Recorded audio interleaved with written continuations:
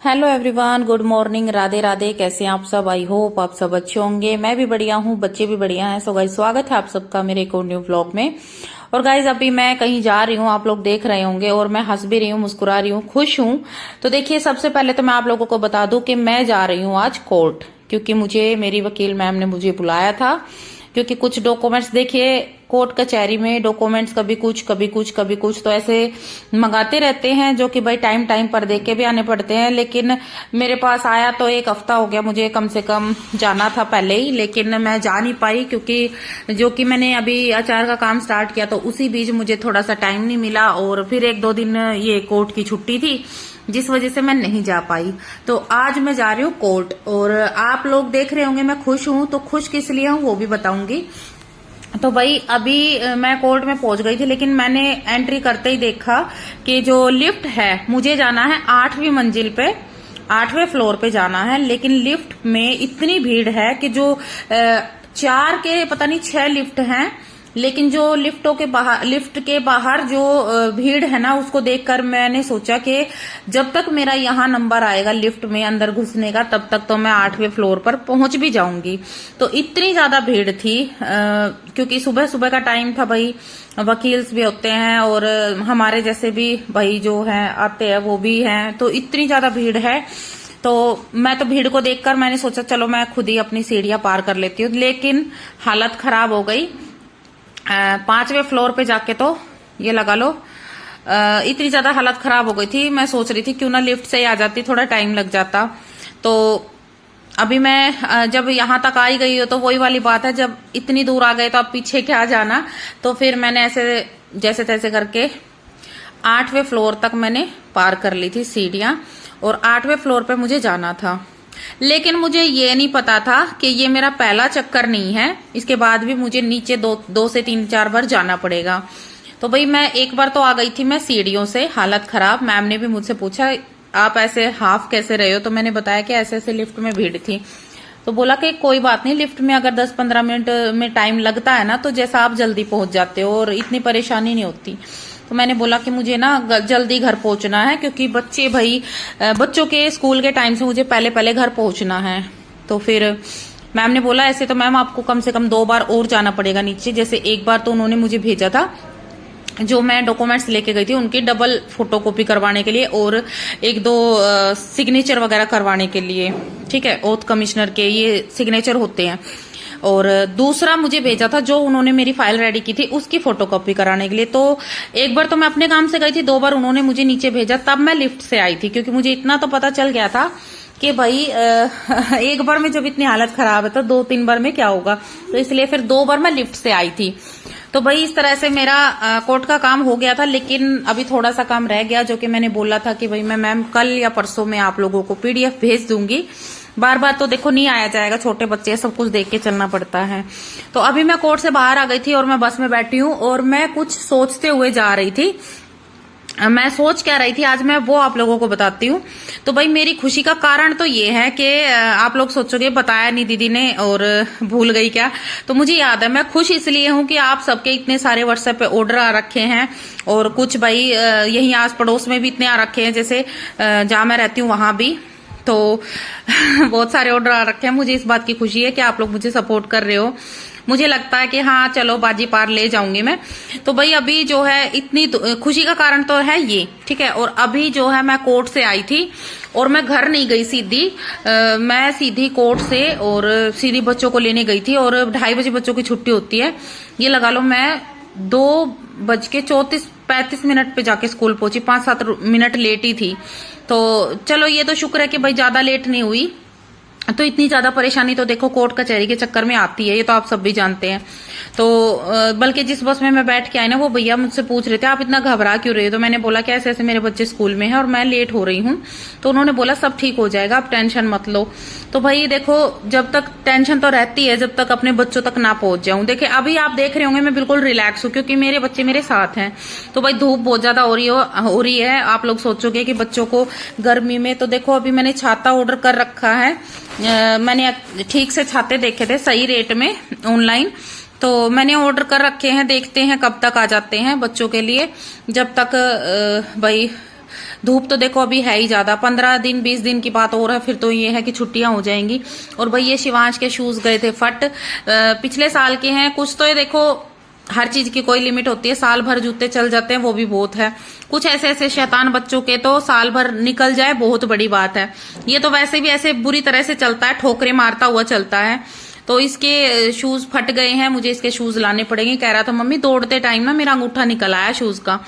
तो भाई बच्चों के जीवांशी के भी आएंगे, लेकिन अभी जीवांशी की शूज की कंडीशन ठीक है, लेकिन शिवांश के तो लाने पड़ेंगे। तो अभी देखती हूँ 1-2 दिन में इसके शूज मार्केट जाऊंगी तो लेके आऊंगी। तो भाई अभी तो भाई ये अचार जो अभी तक मैंने डाला था आम का और मिर्ची का, ये मैंने डब्बे में डाल दिया है।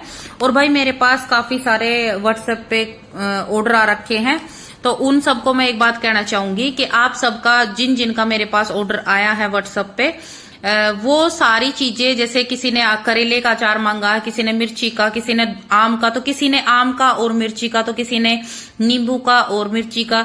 तो आप सबका मैं ध्यान रखते हुए एक बात कहना चाहूंगी कि मुझे कुछ टाइम चाहिए, जैसे हफ्ते भर का तो मुझे टाइम चाहिए ही चाहिए, जिसमें मैं ला के अचार और स्टॉक रख लेती हूँ, स्टॉक करके फिर जैसे ही अचार तैयार हो जाता है ना, मैं आप सबको जिन्होंने मुझे व्हाट्सएप पर बोला है उनको तो मैं व्हाट्सएप पर ही रिप्लाई कर दूंगी कि भाई आप सबका अचार रेडी हो गया है। और बाकी जिन्होंने मुझे अभी तक ऑर्डर नहीं दिया है, खाली पूछा है कि भाई क्या भाव है, भाव भी बताऊंगी अचार का, हर चीज का अलग अलग। और एक बार मैं बना के रेडी कर लेती हूँ, फिर आप सबको अपनी वीडियो के माध्यम से भी आप लोगों को बता दूंगी कि भाई ये अचार रेडी हो चुका है और ये रेट है, सब बताऊंगी। तो बस थोड़ा सा मुझे हफ्ता 1.5 हफ्ते का टाइम चाहिए, क्योंकि उसमें देखिए मुझे अचार बना के स्टॉक करूंगी, तो वो फिर बन के भी तो रेडी होने में भी तो टाइम लगेगा। तो मुझे हफ्ता भर दीजिए, उसके बाद मैं आप सबको बता दूंगी कि भाई कौन कौन सा अचार मैंने तैयार कर लिया है। जो घर से लेके जाना चाहता है वो घर से भी ले जा सकता है, जिनको ऑनलाइन मैं भेजूंगी उनको भी भेजूंगी। तो प्लीज ऐसा मत सोचिएगा भी पूछ के रह गई, क्योंकि देखिए इन चीजों में टाइम लगता है। जैसे अभी आप सबके ऑर्डर आए हैं तो मैं पहले लेके आऊंगी मसाला वगैरह सारी चीजें, क्योंकि पता नहीं होता ना कि भाई कितना ऑर्डर आएगा कि नहीं आएगा, कितना आएगा, तो उस हिसाब से अब मैं सामान ले आऊंगी। तो मुझे सिर्फ 1 हफ्ता या 2-4 दिन और ऊपर, जैसे 8-10 दिन का टाइम लग जाएगा। तो आप चिंता ना करें, मैं आप सबके रिप्लाई भी दूंगी, भले ही थोड़ा सा मुझे आप सबके कमेंट्स जो मैं देखती हूँ, लेकिन भले ही मुझे थोड़ा सा अगर लेट भी हो जाए ना आप सबके रिप्लाई देने में, तो आप चिंता ना करें, मैं जैसे ही मुझे टाइम मिलता है, चाहे मैं दूसरे दिन, मैं रिप्लाई जरूर करूंगी, ठीक है। सो गाइज अभी मैं आप लोगों के साथ एक बात शेयर करने जा रही हूँ। मुझे एक बहन मिली थी कोर्ट में, जब मैं कोर्ट गई थी तो वहां पे मुझे एक बहन मिली थी, वो अपने फादर के साथ आई हुई थी, और उसके साथ कुछ मेरे जैसी कंडीशन थी, जैसे जो सिचुएशन मेरे साथ हुई है वो भी उसी से। बस फर्क इतना है कि भाई मेरे पास इतना बजट नहीं है, मेरे मायके वाले भी जो हैं बिल्कुल नॉर्मल से ही हैं, कि भाई ये भी नहीं कह सकते कि ज्यादा पैसे वाले हैं। उसके जो मायके वाले हैं वो अच्छे खासे हैं, उनके पास खूब पैसा है, प्रॉपर्टी है। क्योंकि देखिए जब वो जिस सरकारी वकील को जो मुझे सरकार की तरफ से मिली है, जो कि एक लेडीज को मिल जाती है वही वकील केस लड़ने के लिए, उसने वो वकील पैसों में की, मतलब प्राइवेट तौर पे जो करते हैं ना वकील के, भाई मेरा केस आप लड़ो, मैं इतने पैसे आपको दे दूंगी, उसने पैसे देकर वो वकील हायर की। तो आप सोच सकते हैं भाई पैसे वाले लोग हैं, जबकि भाई मेरे पास कोई पैसा नहीं है। और दूसरा के उसका हस्बैंड जो था, है जो भी है तो जिंदाई, लेकिन हम जैसों के लिए ना ऐसे लोग मर जाते हैं। तो वो सॉफ्टवेयर इंजीनियर, मतलब पढ़ा लिखा, और जैसा कि आप सब जानते हैं भाई टकला, पढ़ा लिखा नहीं है, अनपढ़ है। तो बस इतना फर्क है, इतना नहीं काफी फर्क है। ये देखो दोनों चीजों में फर्क है। एक तो उसमें उसके पास पैसा है, प्रॉपर्टी है, मायके में भी वो लड़ सकती है केस, ठीक है। मेरे पास भाई वो सब चीजें नहीं है, और हस्बैंड में भी देखिए पढ़ा लिखा और अनपढ़ वाली बहुत फर्क है। पर हाँ मैं ये भी सोचती हूँ कि जब टकला अनपढ़ है तब ये हाल है, तो सोचो अगर ये पढ़ा लिखा होता तो ये कितना हमारा जीना हराम कर देता, ये भी मैं सोचती हूँ। पर हाँ कुछ बातें सेम है, जैसे मेरे साथ मुझे शादी से पहले कुछ एहसास हो गया था, कुछ शादी के तुरंत बाद पता चल गया था कि ये लोग कैसे हैं। फिर भी मैं वहां सब कुछ झेलती रही, चाहे वो बच्चों की वजह से। आप सब जानते हैं भाई बच्चों के लिए एक औरत बहुत कुछ बर्दाश्त कर जाती है, जो कि मैंने भी किया और उसने भी किया। लेकिन मेरे साथ थोड़ा मुझे कम पता चला था शादी के टाइम पे। जैसा कि मैंने बताया कि भाई शादी से पहले इसने एक बार ये ऑब्जेक्शन उठाया था, मेरे चाचा के लड़के ने फोन उठा लिया था, तो क्यों उठाया, कौन है ये तुम्हारा, इस तरह से। लेकिन उसके साथ क्या हुआ था कि शादी से पहले जब वरमाला के टाइम पे पूरी बारात को उसकी सास वापस ले गई, मतलब छोड़ के एक दूल्हे को, वरमाला के टाइम पे छोड़ के एक दूल्हे को पूरी बारात वापस चली गई थी उसकी सास के साथ। उसकी सास आई, बताई, कह रही थी कि उस पता नहीं किस बात से नाराज हुई, किस बात से नहीं, हमें तो पता भी नहीं चला, और वो सबको लेके चली गई थी वापस, बस खाली अपने बेटे को जिसके साथ मेरी शादी हुई उसको छोड़ गई थी। दूल्हा अकेला रह गया था, बाकी पूरी बारात लौट गई थी। तो वकील ने भी यही बात कही, मैंने भी यही बात कही। मैं क्योंकि वहां बैठी थी तो भाई देखो रुका तो नहीं जाता। मैंने बोला इतना सब कुछ पता चलने के बाद भी आप लोगों ने शादी कैसे कर ली? भाई पहले उनका इतना कुछ देख लिया था आप लोगों ने कि हाँ भाई वो पहले ही ये सब कर रही है तो बाद में क्या कसर छोड़ देगी। तो उन्होंने बताया कि उस टाइम पे बस सिर्फ ये देखा था कि भाई हस्बैंड ठीक है। जब ये रुका हुआ है, साथ दे रहा है, तो मैंने सोचा चलो हस्बैंड अच्छा होना चाहिए। तो देखिए कोई भी लेडीज हुई सबसे पहले तो अपने ससुराल में ननद सास सबको ये सोच के झेलती है कि चलो हस्बैंड ठीक है। हस्बैंड भी अगर खराब निकल आता है बच्चे होने के बाद तो वो देखती है कि भाई चलो अभी बच्चे हैं, बच्चों को भी देखना है।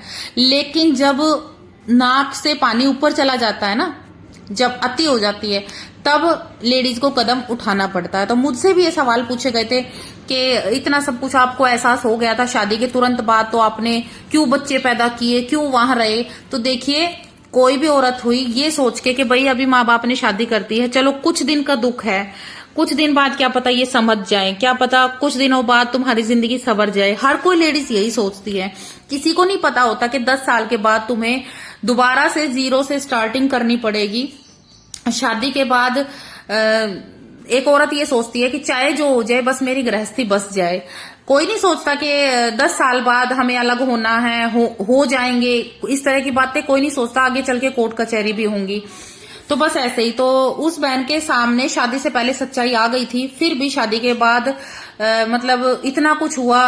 अब उसके साथ क्या हुआ कि वो घर से निकली थी, कह रही थी कि मैं सारा सामान अपने रूम में बंद था और मैं लॉक लगा के निकली थी। मुझे भी ये नहीं पता था कि वो दिन मेरा आखिरी है ससुराल में। तो निकली तो वो लॉक लगा के निकली थी। अब मैं निकली थी ये सोच के कि भाई आना तो यही है, ठीक है।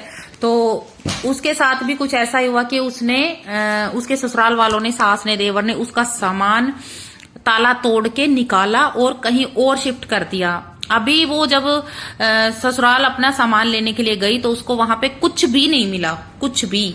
पता नहीं उन्होंने कहाँ शिफ्ट किया, बेच चा के क्या किया, बोला कि यहाँ तेरा कोई सामान नहीं है। तो देखिए एक औरत चाहे कितने ही अच्छे परिवार से हो, मतलब कितने पैसे वाले हो, लेकिन जब किस्मत में दुख लिखा जाता है ना, तो जो दुख है ना वो पैसे देकर भी नहीं हटाया जा सकता, सुख पैसों से नहीं खरीदा जा सकता। तो बस वही कहने वाली बात है, जिनकी किस्मत में दुख लिखा होता है ना उनको काटना ही पड़ता है। तो वो भी केस लड़ रही है, मैं भी केस लड़ रही हूँ।